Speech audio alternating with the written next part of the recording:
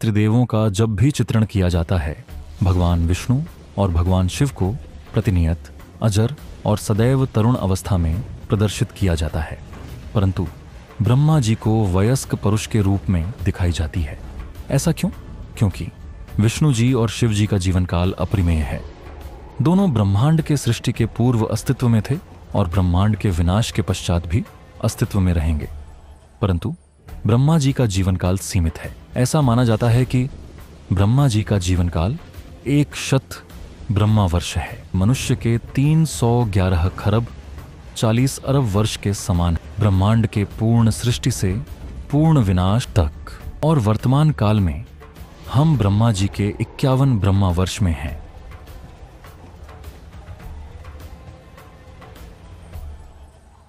सनातन में समय को अत्यंत गुरुत्व दिया जाता है।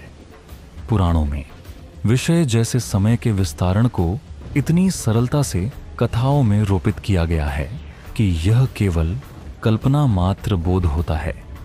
उनमें से महत्वपूर्ण भूलोक और ब्रह्मलोक के मध्य समय का विस्तारण 364 दिन को एकत्रित कर बनता है एक मनुष्य वर्ष, तथा 360 मनुष्य वर्षों को संग्रहित कर बनता है एक दिव्य वर्ष।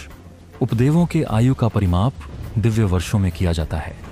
120 लाख दिव्य वर्ष मिलकर बनता है एक कल्प, जो कि ब्रह्मा जी के अर्ध दिन के समान है। शेष अर्धरात्रि को प्रलय कहते हैं, जो स्वयं एक कल्प के समान है। एक कल्प और एक प्रलय के संयोग से बनता है एक ब्रह्मा दिवस। ऐसे 30 दिवस मिलके बनते हैं एक ब्रह्मा मास। 12 ब्रह्मा मास मिलके बनते हैं एक ब्रह्मा वर्ष। ब्रह्मा जी का जीवन काल ऐसे 100 ब्रह्मा वर्षों का होता है।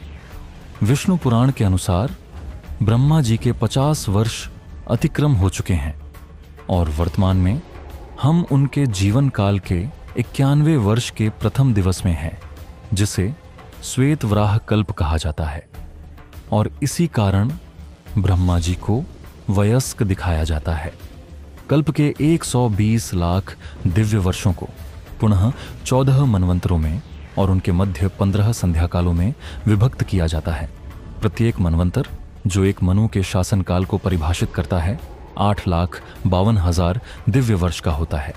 मनवंतरों के मध्य प्रत्येक संध्या काल 4,800 दिव्य वर्ष के होते हैं। शिव पुराण के अनुसार हम इस कल्प के 7वें मनवंतर में हैं और 7वें मनु है वैवस्वत मनु।